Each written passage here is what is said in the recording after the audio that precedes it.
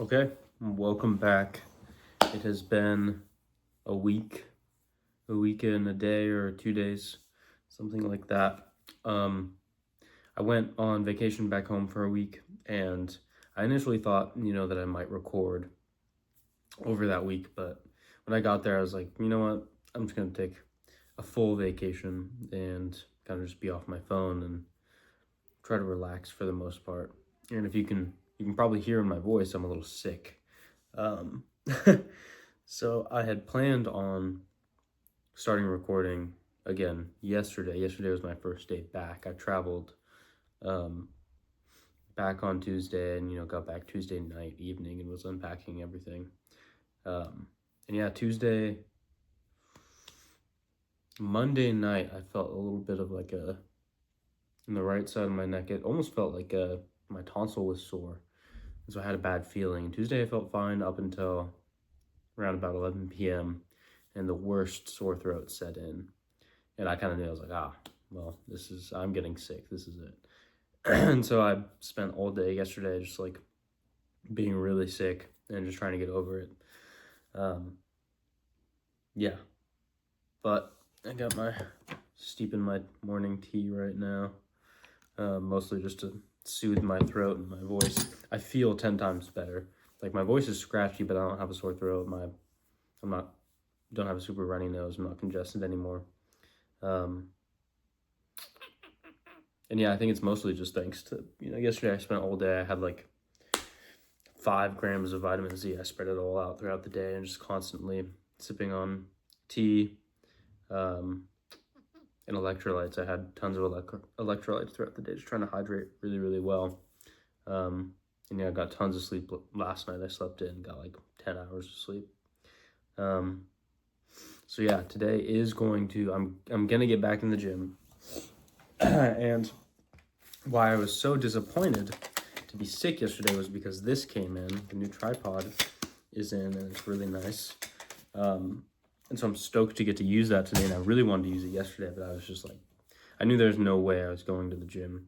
And unfortunately, I didn't go to the gym like at all over my vacation. I went once.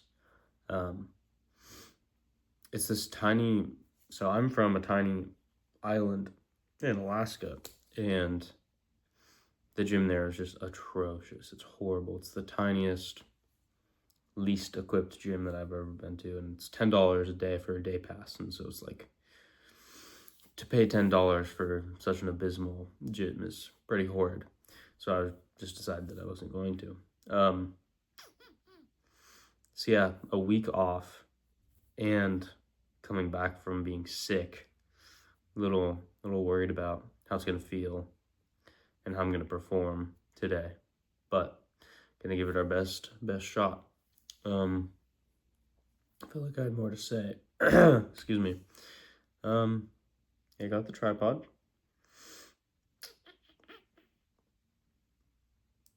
But yeah, I guess I ultimately decided against recording on vacation because I wasn't going to the gym. I went out camping for 2 days, and we actually took a boat out to a cabin on a different island. This was pretty remote, and that actually probably would have made some good footage, but I don't know. Just used it as relaxing time, and figured there wasn't anything super cool or interesting to record. I didn't want it to be just another week of like 10-minute talking videos, which is why I'm so excited to be back and have a tripod, because I can actually do some gym content today. Yeah, just gonna sip on some tea. Gotta go get some groceries. Man, I feel like there's something I'm missing. Oh, I guess, yeah, I'm up 5 pounds. Or maybe 4 pounds. What was I, 153 before I left? Or 152? I don't remember, but I'm 157 this morning. And I mean, I ate good over vacation, so not too surprising. I don't think I put on 4 pounds of fat in a week. I think I'm just loaded up. Lots of carbs, full glycogen stores. Probably got a lot of water in me, especially from yesterday. I must have peed gallons. So, yeah, gonna get back on it today. I feel good right now. I don't know how I'm gonna feel later. I can tell there's still a little bit of sickness in me, so gonna go to the gym, get the lift in, and still try to get some cardio in, get all my steps in. The one thing that I don't want to do while I'm sick is to just completely starve myself and my body of all the nutrients it needs to recover. So as far as what the eating is going to look like today, I might be a little closer to maintenance calories. But yeah, I think that's all I've got. I feel like I had so much more to talk about. That's all that I've got. So I will see you in the gym. Okay, so I remembered what I wasn't remembering or able to remember during the initial intro clip of the video. I somehow managed to hurt my shoulder over break, and I don't really know what happened. It feels like something rotator cuff-esque. The scenario was super weird because we boated out to the cabin that we were staying at, and I was towing all of our camping gear. We would put it all in a punt, and then the punt was tied to a kayak, and I just kayaked everything in, would empty it on the beach, kayak back to the boat, load more stuff up. And so we got all the stuff to the beach, and then literally maybe 4 hours later, we're sitting around the campfire, we had dinner, and I just started to feel the ache set in, which is why it was so strange. I had been sitting and doing nothing for hours, and it's like if I tweaked it during all of the hauling of everything, I feel like I would have noticed. So super strange. It's been really sensitive. The last few days, it hasn't really been bothering me, but if I put it in certain positions, like behind my back, I can feel that it's definitely still not 100%. And I've been trying to really work on my bench, so kind of nervous for that, on top of being out or not training for a week, being sick, and having a little bit of rotator cuff, something going on. We're gonna kind of feel it out today. But anyways, yeah, I guess I'm gonna see you on the bench.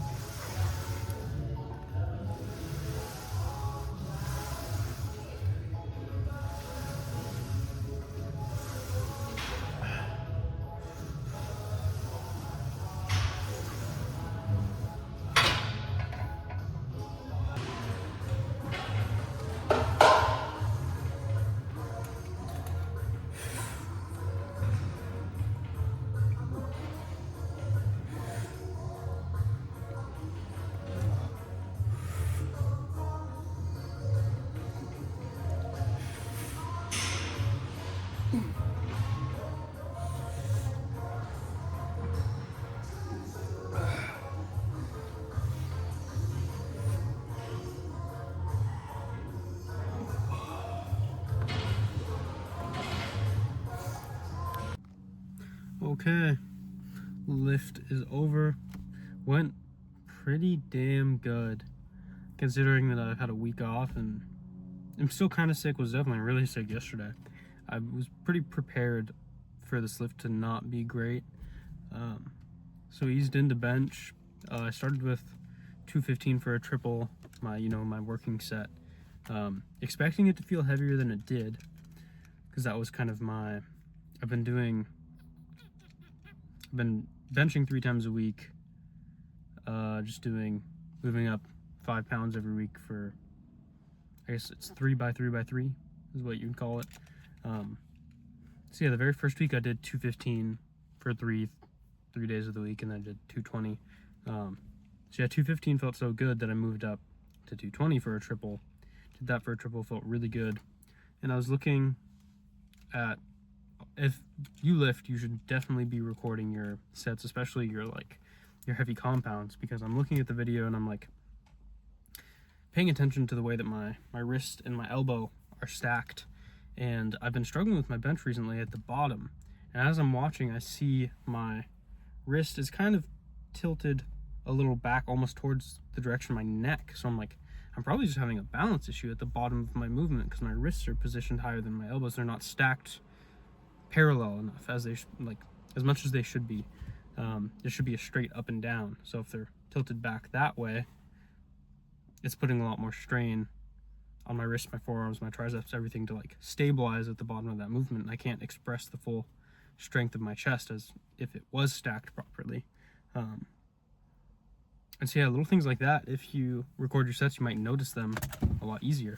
And then my third set, I did 220 again, and I just hit a misgroove. I was thinking really, really hard about my elbows and my wrists and stacking them properly, and I took a breath, and then I hesitated, and so I had to kind of reset and take another breath, and I think it just screwed me over. I ended up only getting 2 because I messed up my first rep so bad. So yeah, I want to kind of practice that, finding the proper wrist and elbow stack with some lighter work, doing my warm-ups, changing my form up a little bit, trying to get that stack properly. But shoulder felt fine. It doesn't really bother me during bench. Again, like I said, I only really notice it when I'm doing very shoulder mobile stuff, like putting my hand behind my back or rotating externally. So yeah, it didn't bother me. It's definitely still tender. I was doing some warm-ups, and again, putting my arm behind my back, I was noticing it's really, really tender, but felt good otherwise. Had some nasal burning. I did some cardio at the end of the lift, and they ended up doing 10 minutes just because my heart rate was getting up and I was breathing a little more heavily, and the more I was breathing, the more it was burning. So loud ass truck. Definitely not at 100% yet, but all things considered, I felt like that was a really good lift. And man, I wasn't even I didn't really have anything to eat today. I haven't eaten. I had my morning tea, and that was literally it. So really good lift for fasted, especially. So yeah, can't complain. I ended up only doing chest, mostly just because I'm still a little sick and I'm not feeling 100%. It's I'm just gonna try and kind of ease back into things. I don't want to jump right out of the gate and blow anything off the bone or rip anything. So yeah, tomorrow we'll be back, and then we'll do arms on Saturday and legs on Sunday. So yeah. So yeah, split's kind of strange. I usually like to do chest, biceps on one day. So instead of back, bis, and leg, or instead of push-pull legs, I just do a modified push and pull day. So I just swap triceps and biceps around. I don't know why. I just like it. I think the pump looks really cool on chest day to have a chest and a bicep pump.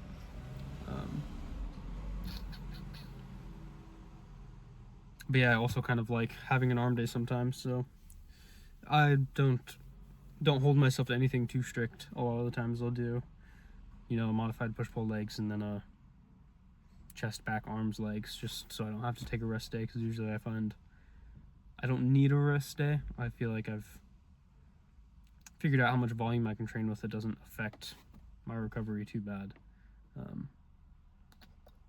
for any given muscle group. But yeah, gonna kick back for the rest of the day. Man, I want to do more cardio, but again, coming off of some sickness, I think I'm just gonna take the rest of the day to just kind of rest up, do some chores around the apartment.